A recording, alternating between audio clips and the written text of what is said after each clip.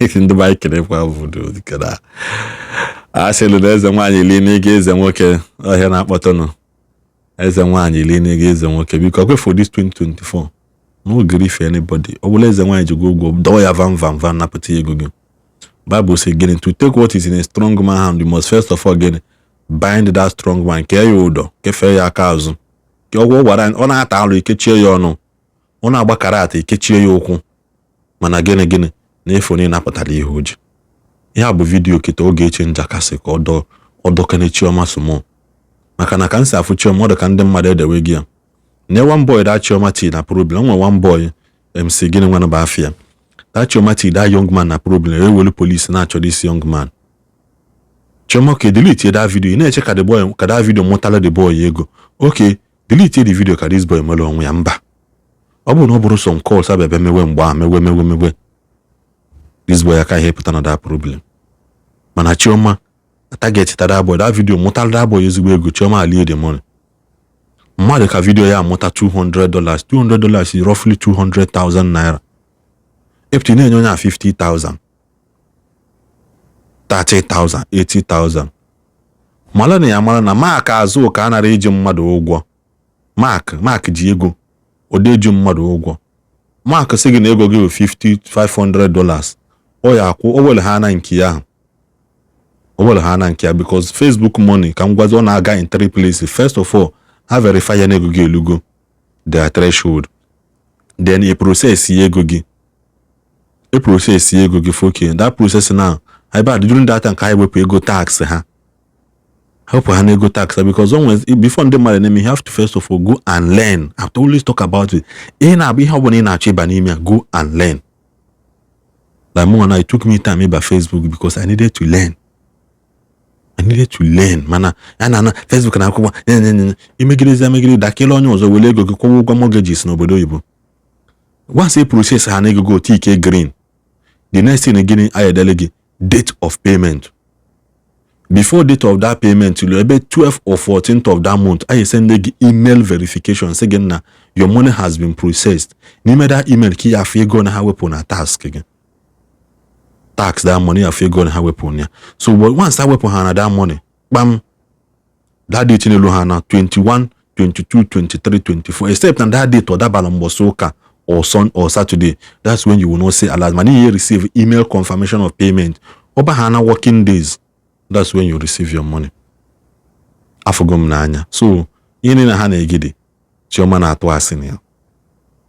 Quote me anywhere. Chioma is lying. Geje no gechi nchakante. Kono nukwu ihe okwu maka this particular woman. Hello guys, how are you? How are you guys doing? And that is a program I want to conduct. This program now is about Chioma baby. Chioma baby.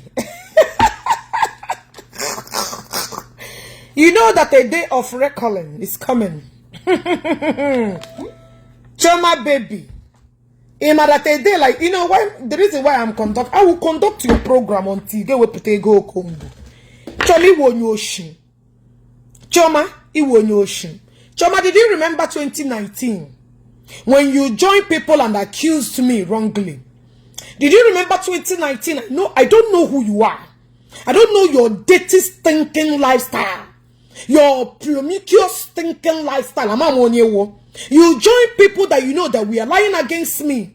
You started accusing me. I don't know you. You don't exist. I never met you before. You join people. Buru iya baragishe dan kama mganu to hospital na naga bola mu gene. Ama amunye wo. Ge pito fight mo ge chenwe ho meregi. Imagine like at this social media.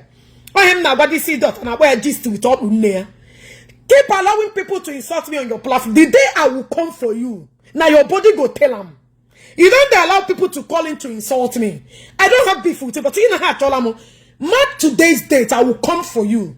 I don't forget easily. When I come, Anabe Aja, Banja be for Chioma na.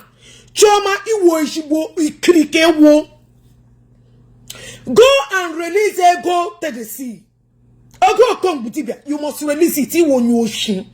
You know, I was watching your program. 200. You can't even make a profound comment because you won Yoshi.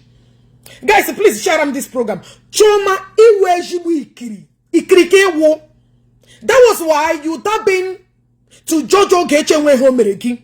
2019, 2020, and when you started calling me names. You join people. I don't know who you are. Anybody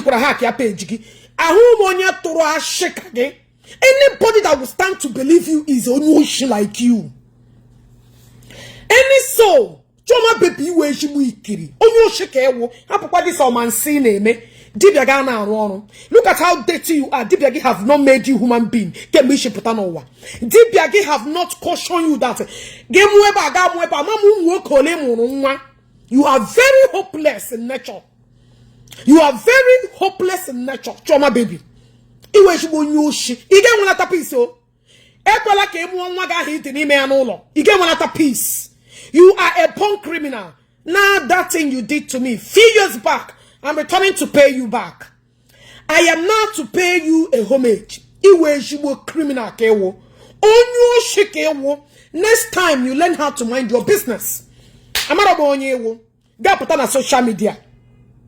You start accusing me. Namjikora bia. Ashanam hakri page ya. Amamo onyo di idioto. Muna enwebe beef. Give me a video. You join people because you want to hate they bo gechino. And when we hear basara again. You are just a very hopeless woman. You could not even explain the details. Ego a young guy like you. You hijack. Okongwu Dibia is stupid for lechonye. He get to manage. Onyama 1 to 3 a day. Onyama left and right here. Why would she eat your money? This program is in the my people are like well. Choma baby wo yoshi. Only Okongwu Dibia hapugi. Iwe jibu ikirike wo. Born a criminal ke wo. Iwe jibu yoshi. I will come for you. I don't forget easily. All these idiots, now my people allow now, but I'm not she just without unegi or just without unage. Avoid me. In a chilopura, avoid me. I don't want you. Avoid me, oh. Avoid me. Emma, all these saga people, kuri. No, the comment section will be praising you. Joke what they went through to be on that comment section. You can't handle me, oh. Now your body go tell. Stay away from me. Caution your people not to insult me. I don't know you. I once promoted your page because you are desperate looking for followers. That's why Okuraji become your topic. Stay clear from me. I don't want you now. You know one here. I don't want you. You know one here. Now so the thing that was how I won this idiot. And about Chomo this punk criminal. I will remind you a day like this. Don't say I didn't warn you. If you don't want to control your platform, where all the saga members, all the where womb place today in our princess, that useless idiot that are quarreling up and down. You allowed the idiot to be insulting me and you kept calm.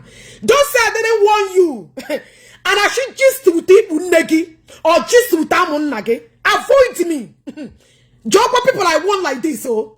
Job people I want like but I have a good record. Nobody will. I don't give a fuck about good record. When I will saga you, there's nothing like good record. I will devour you. You will not like me. Avoid me.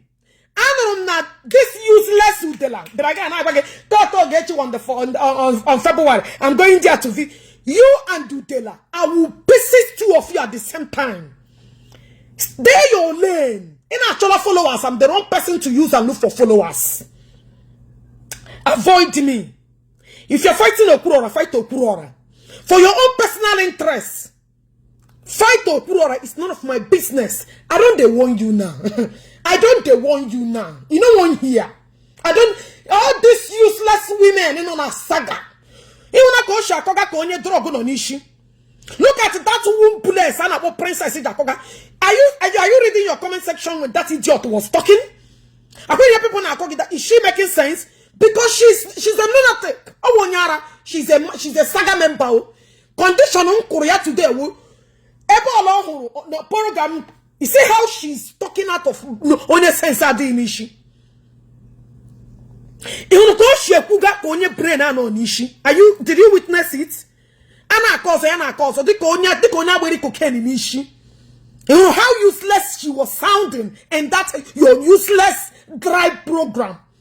As old as you are, you don't have a normal way to run a program or to discuss a program morning, afternoon, night. Don't say I didn't warn you. They will come and tell you, don't mind the gate. Ask them, now their body the thing they tell. Go tell her body, she go they cry. You go feel them. The only thing that will console you is on that comment section. My consoling they go give you. Keep off from me. I don't they warn you. Stay away from me. You are 100% older than me. I don't want to have anything to do with you. Stop allowing people to come to your platform to insult me. Conduct your program. Go direct your... I don't dare tell you. I don't dare tell you. All these useless people that I deformed in this movie industry. Jokwaha zuna hashioru. Jokwaha zuna hashioru. They are saga members. They are saga members. They have gotten the taste of me that they can never forget the venom to Waranaha. Stay clear from me. All their platforms Kurume has ended. The Iri Ji platform game saga headquarter. Don't say I didn't warn you. And let around the social media had to look for somebody that will bring Ogechi down. I know that your platform I saga headquarter. I am saving your videos for you. Because when I will start with you, I will start the plan for you. I'm saving all your videos for you. But you allow the saga members with a beef to come to your platform to insult me. I am warning you. I save your video because I will start with you. You go feel them. You go feel them woto. Stay clear from me. Fight okuru. I get with the hamu. I get with okpu. I get with the hoku. I get with Ishi. Stay clear from me. I won't pull it in a very wrong place. And I'm not where you will survive. Him not talking a brain or not talking a heart. Stay clear from me. One those useless. One bless. You see how hopeless she's sounding. You see how useless going on a sound. You didn't notice it? Now you they look for my wahala. Now you they look for my trouble. Now you they look for my trouble. Jokwa umbulas. Ebo babarana na kugwo amama okuru chana 1 million no dia. Ha chola yokunama. The person may pepper on why no womb place. So balagala dia. Always see kegi ka ha chori je saga headquarter. Don't say tomorrow you know the saga. Now you guys look for my trouble. Saga man a very normal saga. On our way, very destructive one. Don't say I no warn you. Now let me go back to Choma baby. Choma baby. Ana ma jubu for man eri. Ana when you join saga group, you know nothing about. I don't have beef with. I don't know you. You started accusing me.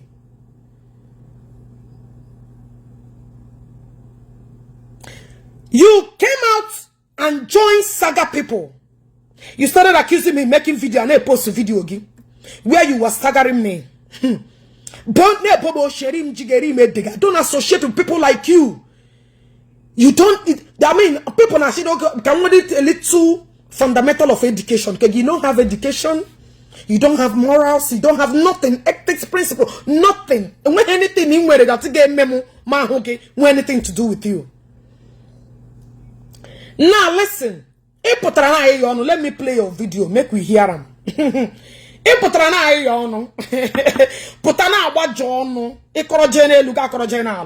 can't even give accurate explanation. Simple explanation. Kekishi may go this young man. Kekishi go this young man. You can't explain it because it's liar. When you have one, have two. Mandeke was around Nigeria. How will people hand their money into your hands? Ishi Jana Nigeria, Ndeje Lende Kan, Gaz or Digi, because the money where you get for us know the work, you know the work. Na Germany kunu jerini. I hope for one day. Na kembe shibra na Germany. Then when anything I go to work. Oh, jele na koroko. Why won't anybody in the go? Why won't you eat their money? Onye we ha kono. Onye na live food by food they pick on the streets. Look at what you feed your children. And I hope what the kind of food you feed your children. Those children actually onye izu toro no. Those children you feed carbohydrates morning, afternoon, night without no nutrition. Our mana chineke, that's why they are growing. Ya wouldn't know shashi. Madu kuro wa hejiri so you could have been dead by now, but God forbid. Because I have seen anybody like you, you know, no getting on one car. Even in Nigeria, I have never seen anybody feed their children the way in a feed home again. In Lokata, ya wouldn't mean you. I'm not a big she would take you pute. Gana feed your people are there watching you. Oh my can they talk because Chine can answer her. You are very useless in nature. Eshokum, take the sea letter on your gain to handle money. Konye ge go ya wuroge. A woman in a jail condos on na take care of you on abu every second. Every day, go to work and train the ones soon. Get back public school because soon opportunity government has no Iga this one. Iga lawyer go and pay TDC egoya. Iga lawyer so like ojepa. Where am got to pona rose? Where am got to na rose? When I was doing when I was building this hospital projects. Ishi na nyaga akoya zinc. Get your play regi video gi. I have it with me. You look for my problem, you get the bomb ichoro.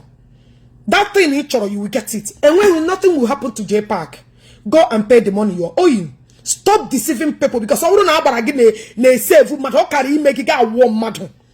Okari make you become reasonable and that man in alone. Both of you when can I every morning do. Why won't you guys be producing children? Like a Okinampuni. 24 hours. Unu doing nothing. Yeah? Easy kegi Iwurezi. Wuchezi. 24 hours. You begin a adult education. I have never seen you trying to prove your stupidity. Because you need to prove this your stupidity.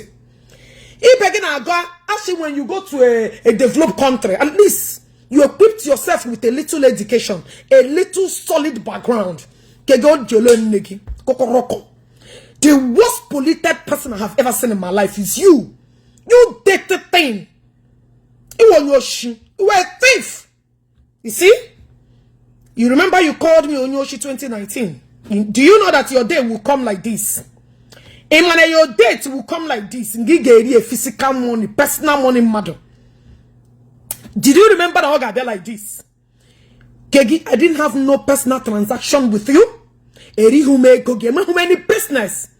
You joined the group because it's useless. Oh, you mean all the dusty jot on social media. You call all information I got confirm ya. Ya join ya to talk. Like this just we talk unea and warning. Ya chena we bregu. Awe shoburu ko na akponwu. Awe shoburu ko na akponwu. I come for who come for me. And I'm at you.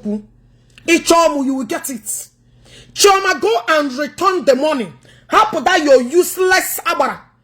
And we put the abara practice maybe na Nigeria. Maybe na this your useless platform. Eh?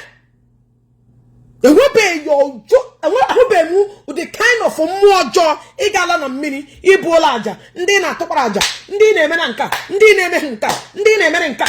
Everything na fake. Go and pay the money and stop eating people's money. People trusted money in your hands and you ate it. Come on, go inside. Outside. Pay people their money. Mother let you know game trust to go ya wuruge. Ema kesha ago ABCD. Ya wuri nye mother egoya. Na koyeri. You can't even give a proper explanation that people matter how to listen to you. Gana koyeri.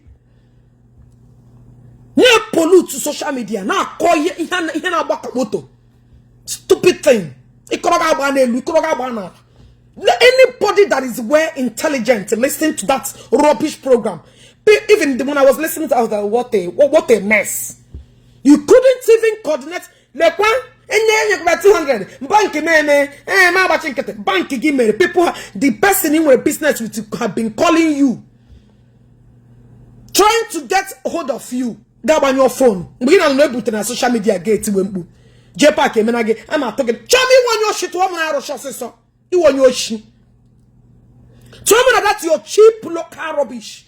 It just scam all these gullible idiots. Maduge lecha get no shege be agoro ya. You are stupid like those people that will trust you. A very dirty thing. Ikore luga korala. Can you get the begel bitelema gelema ije negi something for you to do for somebody? Onya bara genye begi a normal life na Germany or na Italy no. Whichever one in I don't give a F. Yeah? I me to make na bank. I me we pota ya. Iya na nga 1000 naira. Kaka April me kuna Facebook you guys are the problem. Look at the kind of idiots almost shen omumpere. That thing in the question na one ere orange. Na crayfish na whole thing. Kunu put it on social media. Look at the kind of people you guys polluted everywhere with. In the market, that's where you belong. You belong. You left your position being on Facebook. Facebook, can you stop paying? Is there any way we can write petition for Facebook to stop paying money? Lousy idiots. Look at.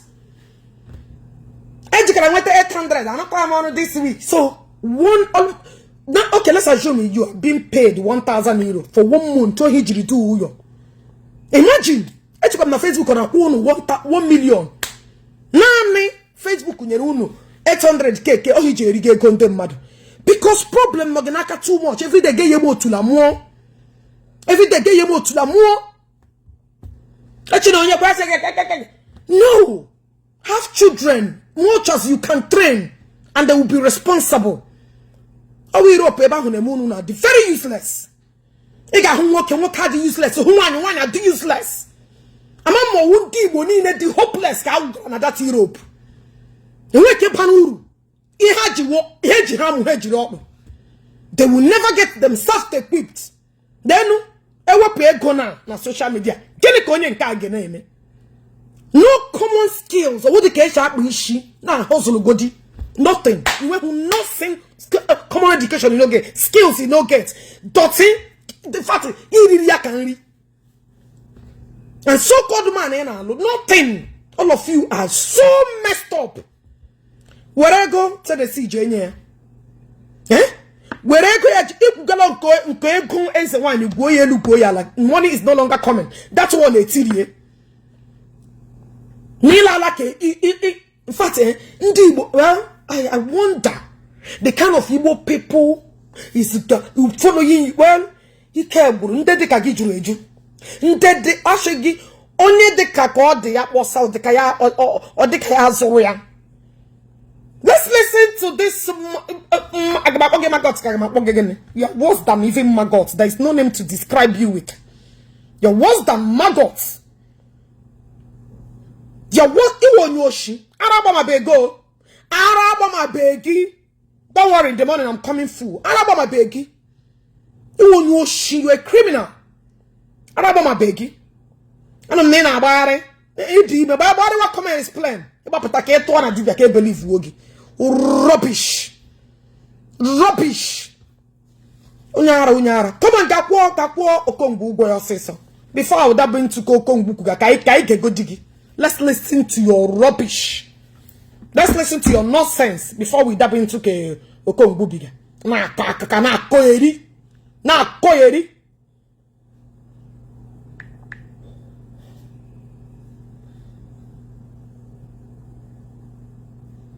Let's listen to your mugu magamata.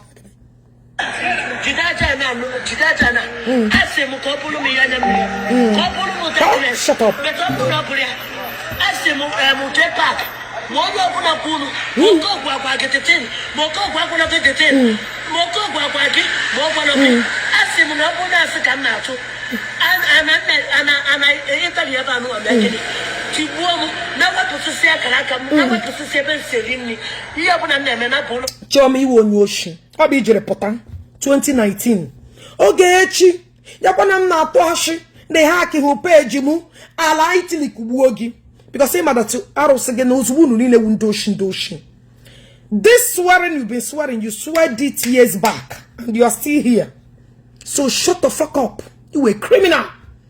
Because I know I don't know you. How will I hack a page, a person I don't know? Somebody who to 10,000 person maga hack a page. I'm a monyo. So if you can come out boldly and lie against me 2019, you are a blatant liar. You were pathological like you on your shin. You remember the video you made in Anyaga Kubamba in our hospital? We almost completed that hospital. I'm checking our account before we start, before I had to complete the remaining. You are nothing but a fool. A fool. And we nothing in your and what the hemogeny measure kunonime. Have you forgotten how you came out? Don't want in our share no get you hack your page again. Knowing fully well, I know hack your page. I don't know you. I don't even know. Other the first day on the video, I was asking one of my admission. Onye Wonya, who is this person? That's not one idiot or trauma baby. She will know trauma baby. I had to go and search your page. She only go she can only put. What kind of wahala be this? And people say, don't reply, ignore her. I did. Another one puta. Do I know you? Do I have any issue with you? Because they followed crowd. Now how far her markets? You don't know that. A judgment day will come for everybody. Especially none of this blew up. You don't know that. Which I know you're not going to heaven. That's to tell you that Mona gave me anything to do with. I told you. You are a born criminal. That criminal you called me is a criminal I'm returning to you now. Because your own, you scammed pure. You were a thief. No shikewo.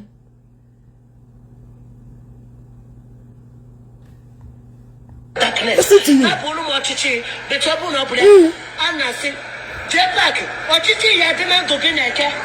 Oh, yeah, do not to get away. Oh, yeah, do not to get out. Oh, yeah, do not to get out. I'm my mother. I didn't. Nyaren Togaka go inside. Take another one and check with another one. Stop disgracing yourself.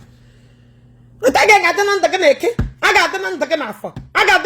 South Africa. Go inside and deliver your child and stop disgracing your motherhood. You're very useless. Only Dibia go in a susu. Imagine here with the tension. I should have mother one. Are you okay? Imagine this thing now. That your hormone now anything can trigger you to fail this place. Look at it. In a house who have still look at the mensubu. Imagine that trip one. I shouldn't even again. One woman a pastor and go make something. Very in school. How will you know what you're endangering? What do you know what you're endangering yourself into? Equala BP will go and pay your money. Equala BP will you criminal. Look at it. I'm gonna take an eke. I'm gonna take an afa. Knowing that what you're doing is the more you look, the less I'm answering. All blue, ya turn out to green. All black, ya turn out to white. And I query. Listen to this idiot. Come on, go inside and have your child. Shut up. No pastor, no Dibia, no Ezenwanyi, nobody. He get booze of face yet the pain of lying against me. He get booze of face. Ya wuru me to ni about me always joke ya me park. What am I wash it will go back to you.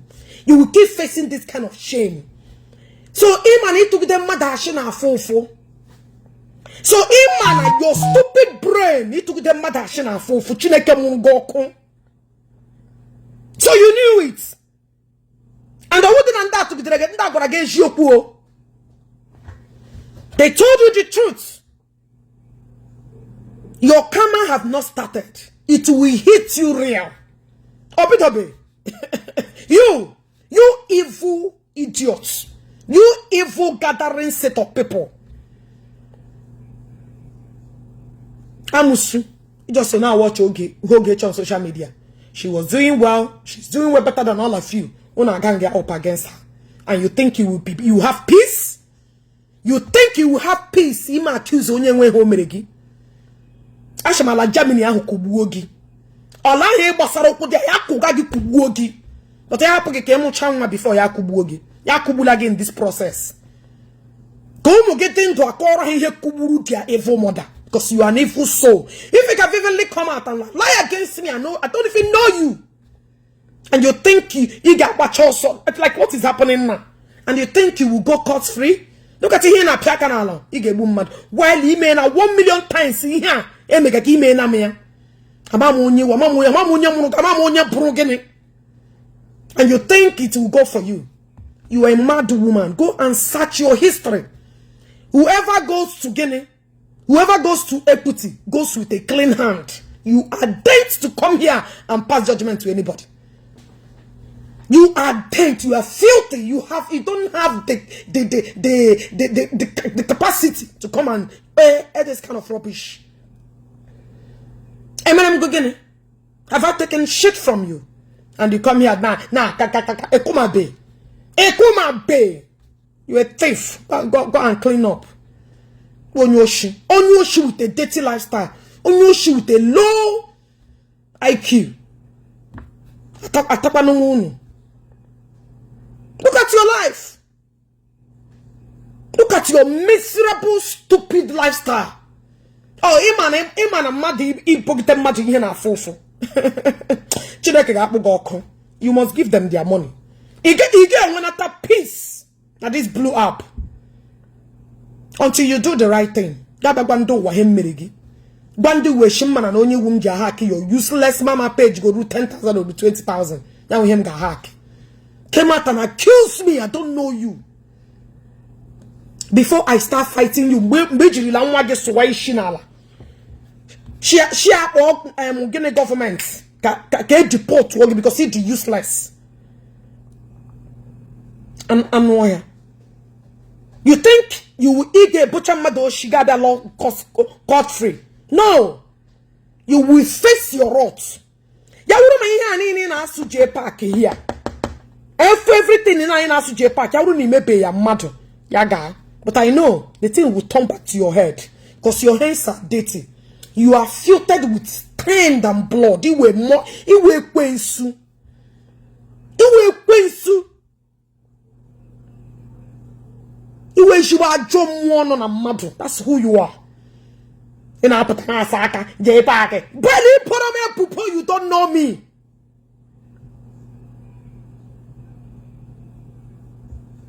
That's why I look at all these people. I look at how bully. Now, make sure your hands are clean. Make sure that your hands are pure. Being a poor mother. Chineke Murugoku.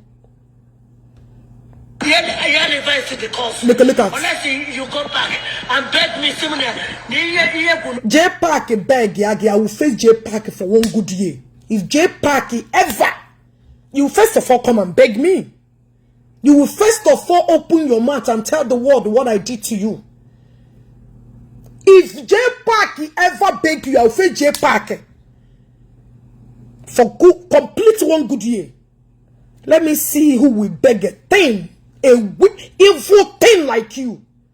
Beg unto you being who? That in a joku. When a 1 single truth to not get on. I'm used to kage. That would mean when a mental problem. You go to psych and solve your problem. Stop coming out to deceive people by lying against anybody. I believe in that majority of people are on this blue app. Because if you can wake up one day and start accusing me, No get you na chwarage. Man, I begin to wonder who is this animal? That's when I know that some people with a psych problem. Now this blew up. So if you can lie against me, am a honey, and you think like J-Pack will come and beg you, Kiji Wuronye. If J-Pack ever speak anything good about you, I will face J-Pack. I will list J-Pack in a minute. Kama is a bee and don't get hit forever. You will not peace. Anybody who cares will comment. Anytime who cares will comment. And when you get one up, then name something. Anybody who cares I will comment. Because I do pay back. You cannot hurt another person and expect not to be hurt. Until you realize your shortcoming, the lies you told on me, come out and apologize. Then I will rethink whether to forgive you or not. You can never lie. Ebe wickedness it took them mad what do you know because no crowd. That nothing I will hear jaw and her gastritis. Again when I do though, Udo is what you never get. If I bit of them chowage, chowage, eh? You get begita page, you bear 1 year. I have not remembered you. A bit of them chowage. Makachi, Iwan, intending them who you joining me one way or another. They wait again with peace. Any day your case rises, I will be there. Because I know I'm doing my thing. Face my face, and won't na choku. Une pitona, Chamuna Fidan, Chagaziamu, Moruna Kunune Wood. You can't win a two-toe. You can't win a two-toe.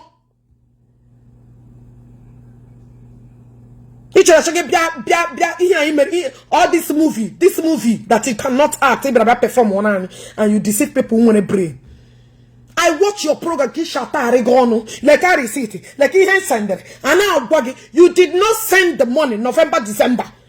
Gana sending the key sending the Gana sending before when he had the bloody post.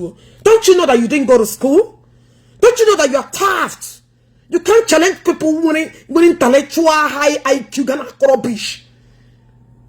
That's thing. I don't blame internet following now listening to a tout like you. A tout like you. Man, look at the advice from you. Well, show me your friends, I'll tell you who you are. What a dirty thing. Can't shut up.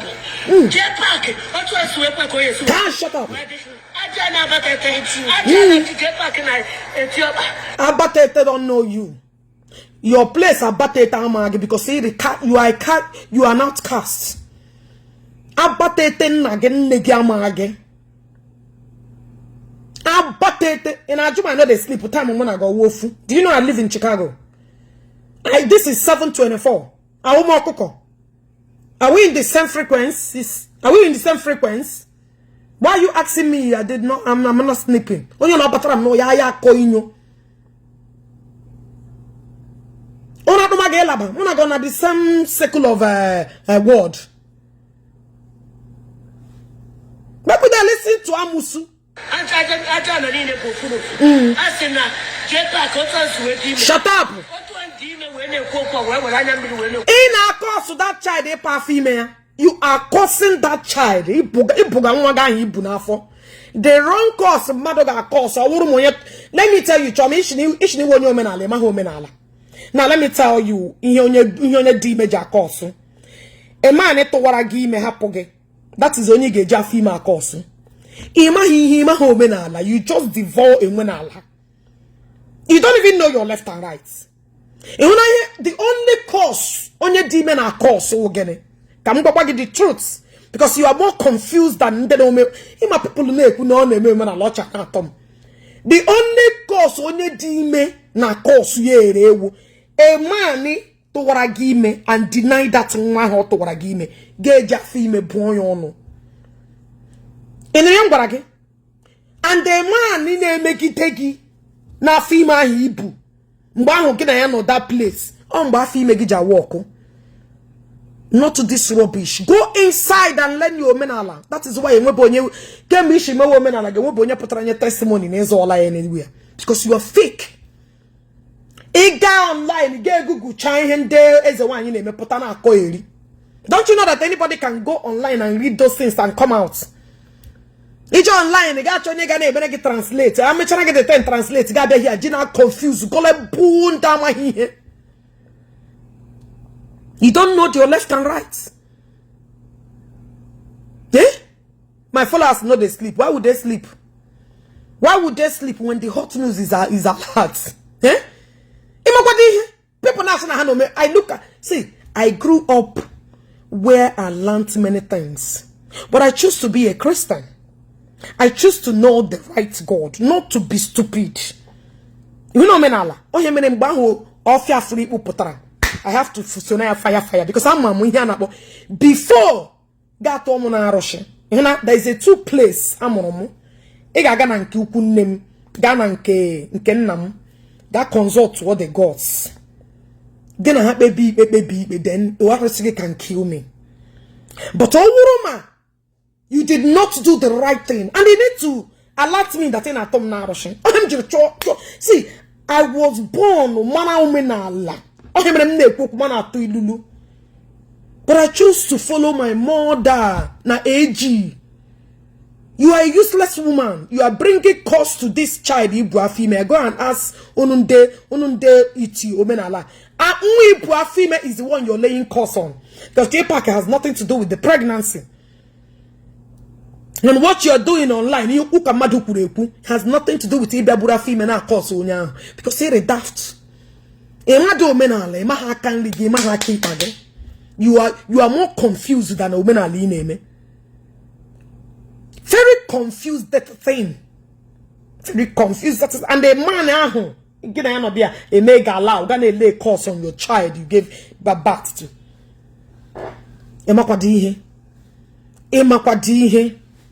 Omenala we name natural one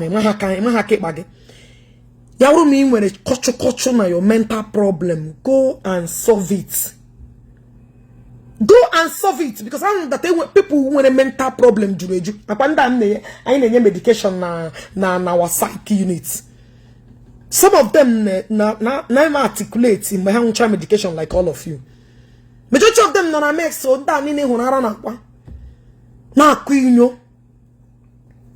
Rubbish thing. Ibua female, you are cursing yourself. J-Pack did not pregnant you. J-Pack in a law, did he make Ishi dream? J-Pack not pregnant. J-Pack buputa phone kege call soya back. J-Pack buputa female kege nye back. I forget na yonyeka. Amaka J-Pack and ask you, J-Pack iri na ga ho that for J-Pack ka forget. Rubbish. I said, no, you're pulling hele. Now this year, Shut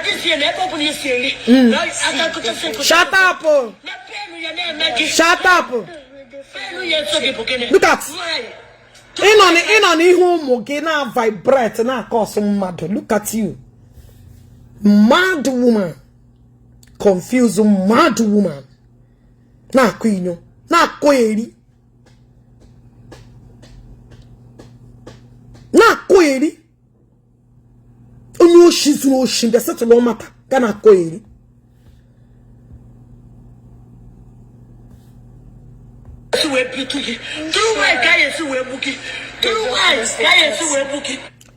Lema about the dirty choma. Listen to me. If when I hear call sugar, man, you are causing that baby Ibua female. Now the baby are the pity. That child Ibua female can the pity. Because every course you laid here will follow that child. I'm gonna give you the truth. Every child, you lay this course, you going this one Ibua female. Go and reverse this course, because you laid this. You can reach a much Makachi. Oh yeah. J-Pack is a female, or Chokahame is a female versus a female. Now man and J-Pack is more powerful than in God. Okay, we normal thing or demon. J-Pack is spiritual a female. Okay, Jinka pet with this one man. Omaro, what idea? Who the thinking idea? Eh? Happen no more. Make una leave me for this blue app because spiritual pregnancy and the physical one are they get more powerful. Eh? Which one is more powerful? I Majunu. Una na juare mo no na fie page. Did I lie before? Atoromashi? Nana, juare mo. Go inside the mission. Shut up. Shut up.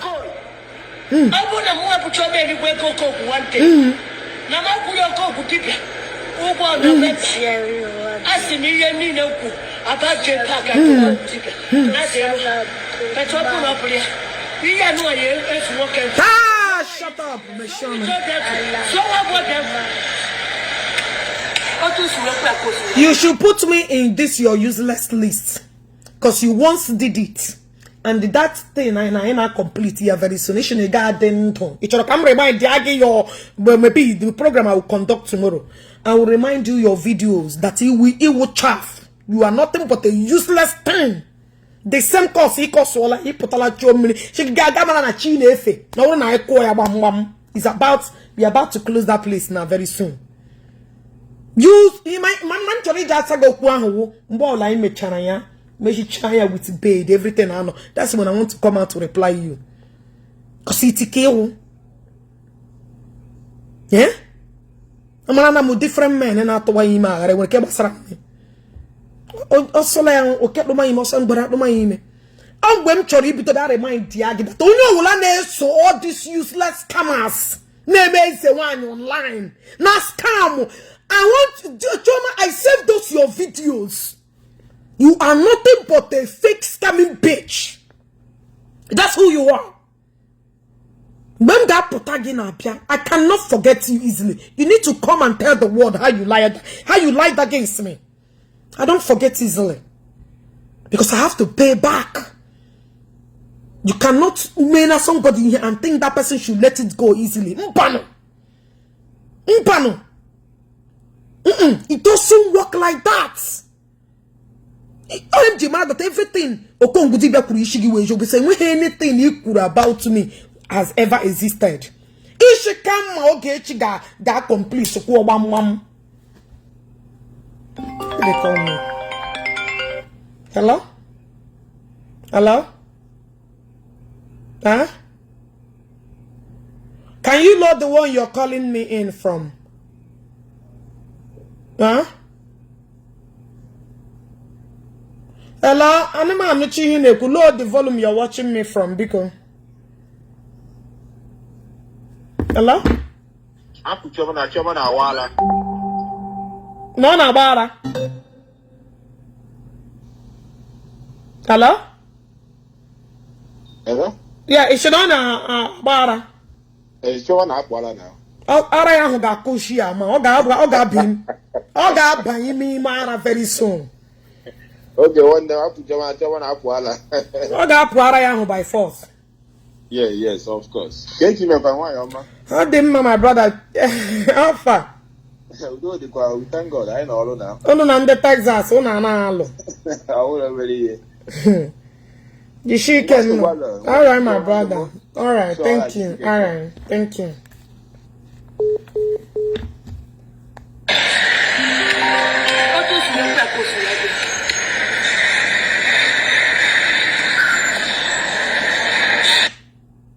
Choma, you won't know she.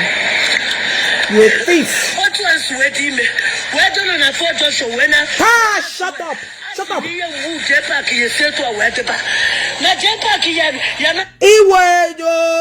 Shut up. Okongwu Dibia. 2019, don't worry, I will come and analyze this your video. Oh, very soon. And I didn't know, but we want to hang out today. Dinner. Come on, shut up.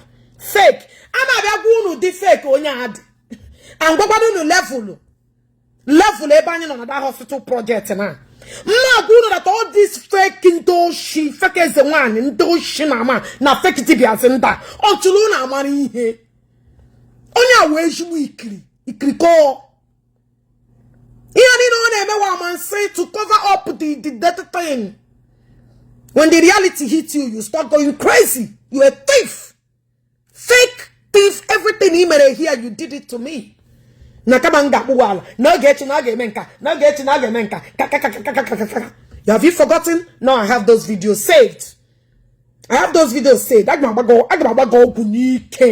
You a fake bitch. And a lying one for that matter. That is who you are. All these people they follow you are mugu like them. Imagine people they follow on your IQ. You are the poorest among all IQs. Now, you can't even make a complete sentence. Come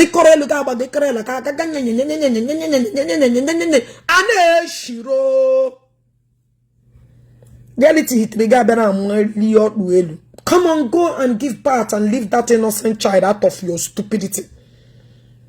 Come on, go and give no worry. Before I came out here, on every year, every 6 months out of Randaleti me. Moya musu chano munda ni name chan adopt na worry. Oh, he name na. Come on, go and give yourself a very normal, healthy life and stop uselessing yourself. Idiot to potara. Oh, don't worry. Tomorrow I will play your video. Solution, no, you want a solution. Shut up, Paul. Darling, Lavas. No Dibia, nobody. No way, you're not here. Good analo. No question. What do you need a can of Maria?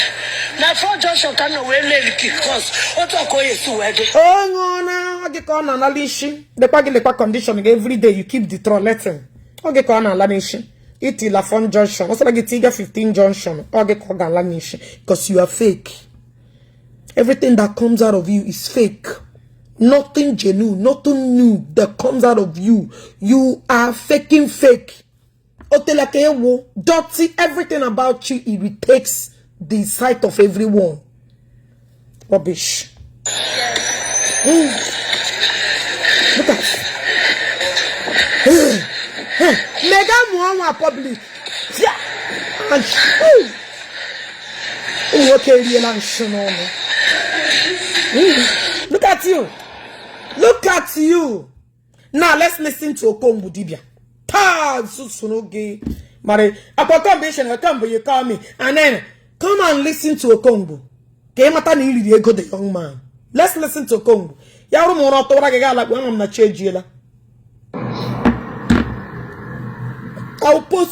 will post Okongwu Dibia on my platform. Okay. You come and watch. So how many minutes? Mother, very wicked. Okay. What is blew up your door? Okay. Why? Okay. Why you go? In I say. Mother, you pass a clean one where I do. Okay. Makani no Bodo Igbo. Makani no Bodo Igbo. Then okay. So Obone no Nigeria. Obone no Nigeria. Papala ya gogi. Okongwu papala ya gogi. Nigeria. Network can be very bad. Papala ya money. Because network. Can I complain all of this thing will disconnect you also. More I just life again. I got an aka because my network issue.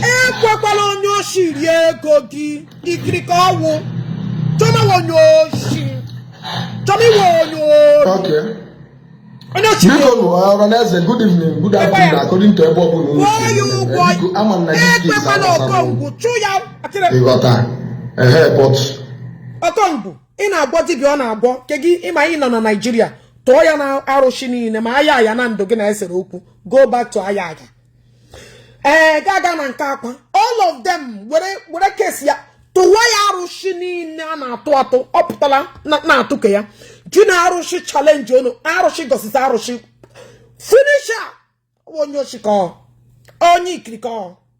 More need the help on because Macadi and my women said, "I see you come with the anything necessary. You black here. Me, I don't plan to bring this thing online. Atobulomo booted this case online. For over. Ige bute online ka ana amata ndowo ndochi na akpọ mmadụ onye oshi. Go wala mere pa on your line. You guys cannot hide it anymore. You want to go? Make we dey listen. How many months now? Can I suffer this thing? I have been suffering this thing naka this woman for how many months now? Lady. Okay.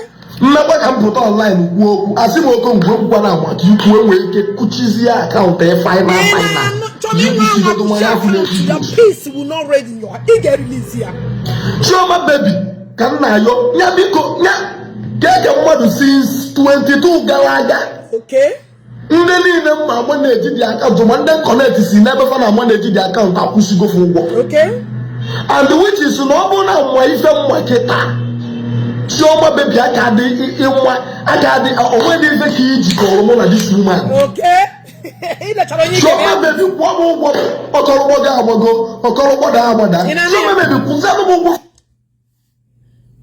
who is this? Hello? Yes. Okay. Okay. You may go Facebook,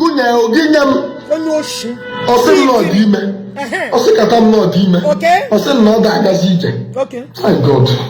I know the same female. Oji biara go forget the can kuga here. The same female. Oji biara go forward their female jato ashe. Agbange no ge bu nwa ahu. Agbange no phone ni na asu no na that child in Ishi. You think imebu get somebody? Who na get na female? The same una dey hear am. Ndoshi. You open mouth and be calling people criminals.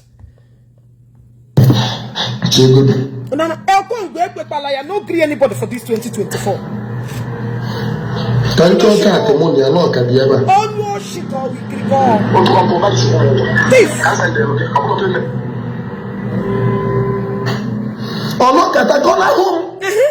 See na Facebook, I will go. In Ania. What I can do on Facebook, I will go. In Ania.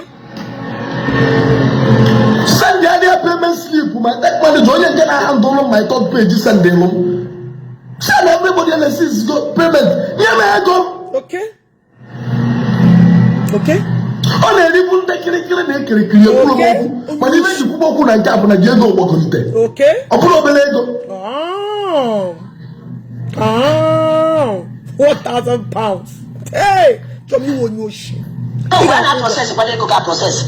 Because so I tell me, I'm a boy who have Okongwu Dibia. Now I process here, I process messenger, give here. Check am there. I told you they go good video. Because I say no evidence, you go explain tire. Let them boss say mono that gas each. Go for this woman. Oh yeah, before where I can meet you on. Let them boss say this woman no send the room, no that gas each.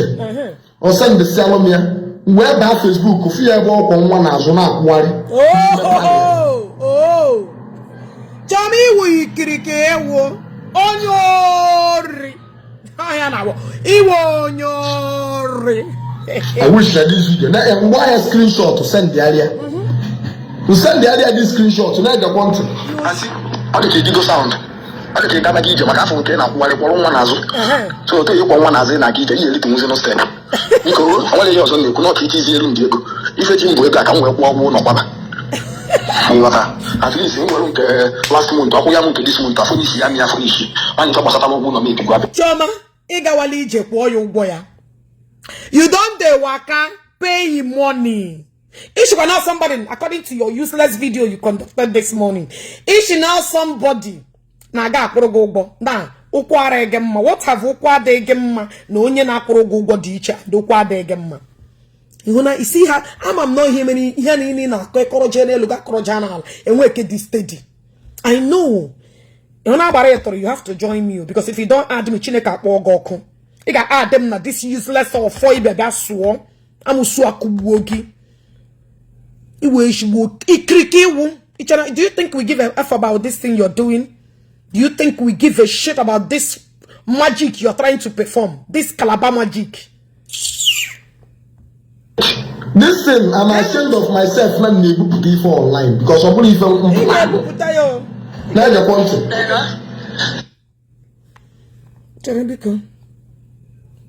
How would you need to get it? In a way, okay, as message the one away. I got to call it to go because first I got a back cabana, but I didn't wear better. After go boom and water in a palo or divert the Pasiana poster pay yada was your different topic every second. After so much argument, drag a why, wobble, where the screenshot to tackle my phone making a Facebook go see. Number 1 year why you're go send my Facebook and I put Evidence. yeah, even this woman no pass it up. Yes, because such a idiot. Okay, who feel no so come there. Check them there before I continue. Because I don't have much time to waste. Oh, she na bomba. Oh, and okay, after Batana. And I go Okongwu go to pay go ayeji we clear after Nkelu. Okay. So you like that to 600,000 for clearance. Okay. And I sent to thank him. Okay. But I don't miss with that. This woman said my money almost 2.something million. I was so. I said my money. Say that problem. In ano?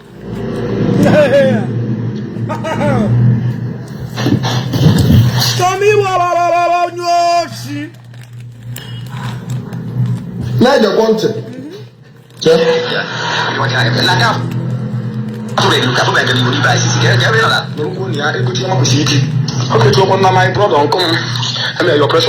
but my guy, oh, check this boy, Anabo, comedian in sea touch.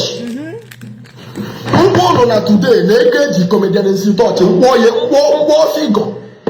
If I mention figure, what one? Tell me what you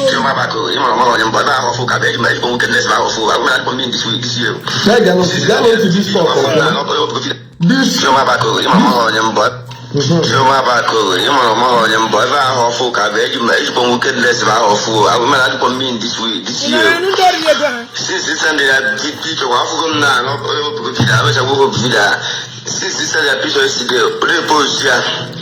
so that is how Peter will send the money on the fast happy after no month. Others near Omelia of some message or one get. How far we don't have what you go to get now. I'm only feeling a man, also kind of money and a mother problem. More than anything, you're Mavuna, Mutra, Governor January and I know, or let me a page, more like go come out there and don't let my pay out with the war. Neither story. I'm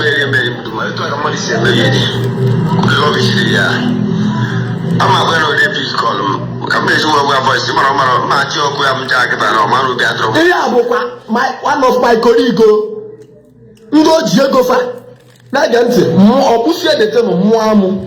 Why won't Choma be hacking a goon? Go 11 children. Oji unu no one moon azuhan. Total of 11 children. Or would they just the 2 money the Germany na or the man in Ara? Why wouldn't she be hacking a goon? Why would she be unamakadi here? Unanelepa people do okay before hand to lawyer things and aka. Unamakadi here. And a chop onye na cho. Choma that is looking for 1 naira, 2 naira to be feeding these children on a starch every second.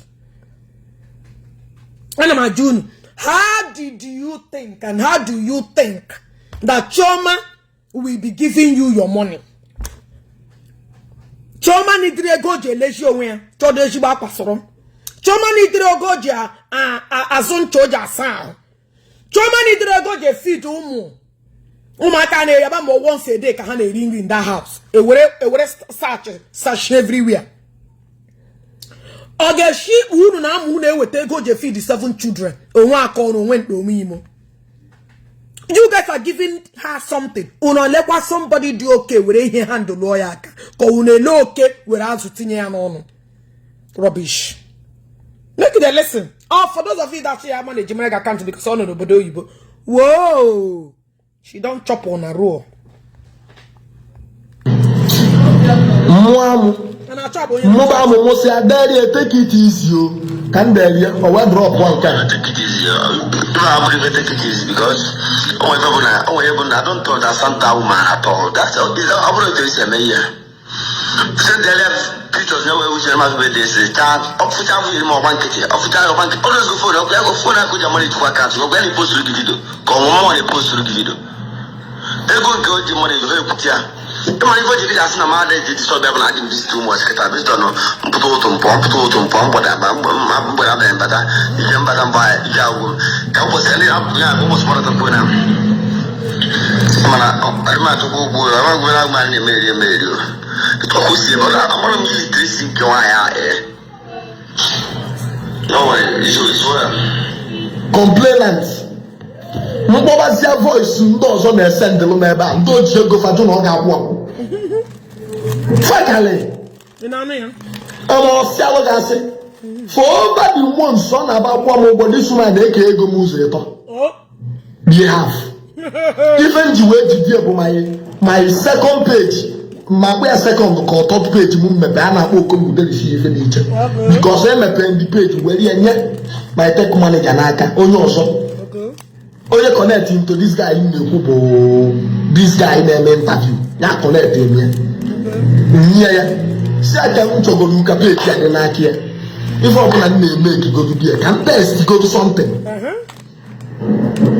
Omela one month ego this guy kwụ m gwa amaala onwe kwefuru m na-enwe na this page o ka m gosi ya unu chee ka bịa chọrọ m ka ọ na-apụtala on social media emelụ live video since ụtụtụ gbakọ na ya je my pay out admin ọkpọ nke ahụ esesi ezigbo okwu na-enyekwa my pay out admin maka ọkpọkpọ nke a na-emere ife ndị nwere alụsị niile na-akpọkpọrọ m afa na abateta agbakọm all of them from A to Z ka o dokwa gị anya wepụ onwe gị na onye m ji shi ka unu mee ya arụsị tụ arụsị ka ebili mara ndị pụ oke mee ya arụsị tụ arụsị mee ya ọfụma arụsị tụ arụsị. I pay out admin. You cannot just give me page because in your page without pay out to that page I'm not going to need. And they got all of my page you know you deliver very effect on one ticket. Monday I when you get to swallow fast you could share your money. My God na your money. Nanya. Like this November 9, Konko Badi will move na account. Up will move for a lot of coach. At the same time, they will be to Mambo to Sabico. Now, ego a lot in my phone be too much, and if I have all my money, I'll send no my money go to you. We shall send the canal of my earnings in Capo Mokalaga. About this is the sent one, come well I am now. Or send the album this thing. Make us proof. I ain't got the proof. Oh no, I have $415. In our here. Okongwu, there. Oh, Okongwu Dibia ife dị iche. Nso otu agbakọ aka. Even the work and even with your total na this page, akwo modi ogbo I know they gave you. Oh, the kata nwechi mbakwa nkete. Say we pani we carrot. It work ụmụ go pay the can because you can ato me the so no we guy kwere m come o we say na ya eba paid exchange rate na kwere na onya de ko ha pay the can na afford you okpu choma ebu onu go see exchange rate why exchange rate no na 1190 in Nigerian money we say na page mo ta page aka me po and the one na RPM page ya mepe ofu na page ditegwa aka bulofu na page ditegwa aka RPM ya na aka agwago ọ na-aga mo higher than page ya mepe ofu imepe page ofu di views also enwe ye mebe expect ka gị na onye mebego Facebook bulofu ma na akwụ m ụgwọ akwụ na my top page ala gba m Gezi ko ga na my this page dey see ife di iche nwa na enwe 200,000, 500,000, 40,000 back to back. The traffic na control on this page is too much. Come on, they send them 300,000 naira. No, if in the air. This thing they make as of. Sometimes I send them 200 something thousand. Sometimes I send them 160,000. I don't want to our group. About another method. You don't know what to say, but I'm not good. Page room, all monetize one with you. But sometimes on I don't want to get a who's teacher. I don't want to give a student that teacher my home. Because what can I know? I don't make up all of this month now when the payment. When one of these women is more. I say, Mumbai, if I earn 900, so ego up and go do notable now, but you're not $2,000 something. Manobu no say what go make with more than $9,000. This man made him office. Okay, illegal office, is fine. For this woman, 1 year war. Also, na card ya menka. Also, na post pay ya menka. Also, story plus story. Story plus story. Okay, when you see my page, no matter message or what so page, talk about 6 years my pay out I need. For pay out on one account to one weapon here. So much for one no different. It's okay. Whether your normal account to be a kuchi, and we're among that day, or what if I were here? Nyami, I can make that account. You will put away now my payout. So my on Facebook since my live video. So J-Park, you go to the booze of Potapu, Macadistan now. I have them in my live video. One of them load, my yala, I like you.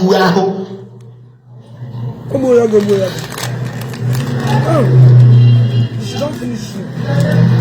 Ego gal. 6 years of money. Sure, man. My own shop, you may pay now. That is number 1. Number 2, Igbo sign Nigeria almost 1.5. I want your house. You check it out, check it before you get to my house. Mmeji police. Mme so guy the Benegago. Mme na mma na mme otako. If any not that place. Mme otako nzatako. Paraya. Momu mama only open and full and we arrest that person. I'm on this page, even work on this page, almost 7.something million, but due to one, I pay I listen to you, I refuse to say this page. I want to will look you go take it I go back them and now contribute to take on now top 10. Is this my money? Oh, the good will I go. Don't finish it like oh.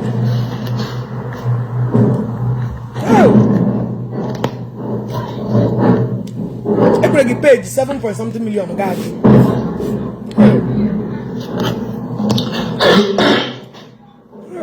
So page another long like this.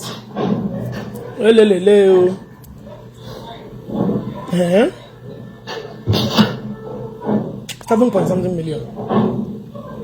Amen.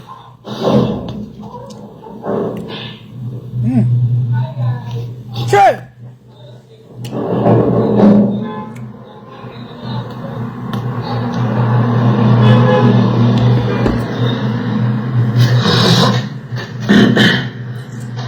Well, time cool. The color is here, but block wire, my control cordial.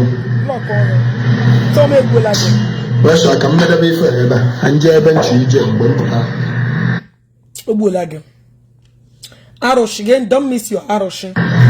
Because open it you may go page again. From the ego page from me, open it you may go from your page. Start your WhatsApp after this live broadcast. On a call on air, but maybe one on video call, and on live call. I mean, I'm making a live program on Facebook. So after this live program, You chat here on WhatsApp. My number Jidia. Hi. Then Obuni Dibia, my mebeg at the meaning. When did I run everything Nabani? Manda Kubo group and the rest. Oh, you make a business and this blew up. But I'm not here. 53,000 followers. Cake with the 7 million. God, jury. 53,000. It could get 7 point something. God, jury. That means you got the poor. 53,000. Now I come on 53,000. Pages in the for the 70, for the 80, for the 60. So a pay good the page, yeah. God, I'm not page you're gonna bow. Mama wrong. Okay. Oh. Namopa.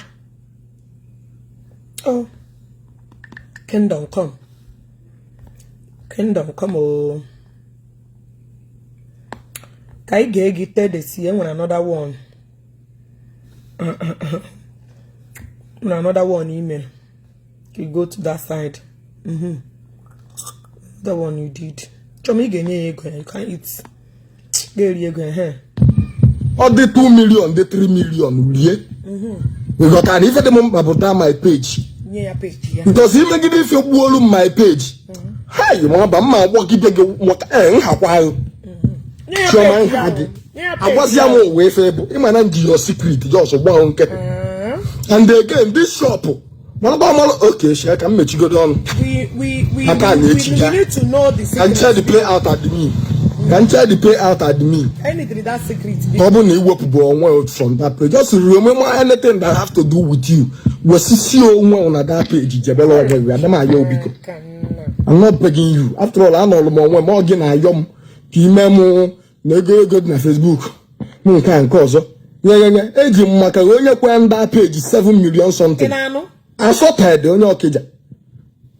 I sorted, they got me assorted. The milk will not we have. Even you will not worry is for you to go and verify for you. 53,000, 7 million. If you want, I will give you his number. Don't worry, I will start selling. Open that page, 7 million something. In Jilimaka, now the page in Akumo, and any money from that page.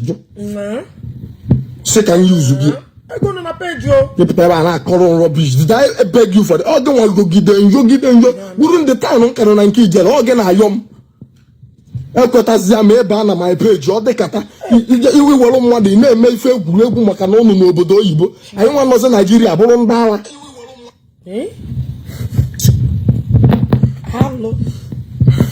I'm better make him my well. I'm way better. I'm good at. Akuna ona choma nye ego ya. Ga chokwa nye ego ya, o shigi release ile page ya. Release ile page ya. Release ile page ya. Gaskiya. Release page ya. Who know they gonna na a page? Come on, 53,000 and make 7 point something. Down on here. Guys, I will see you guys later. Bye for now.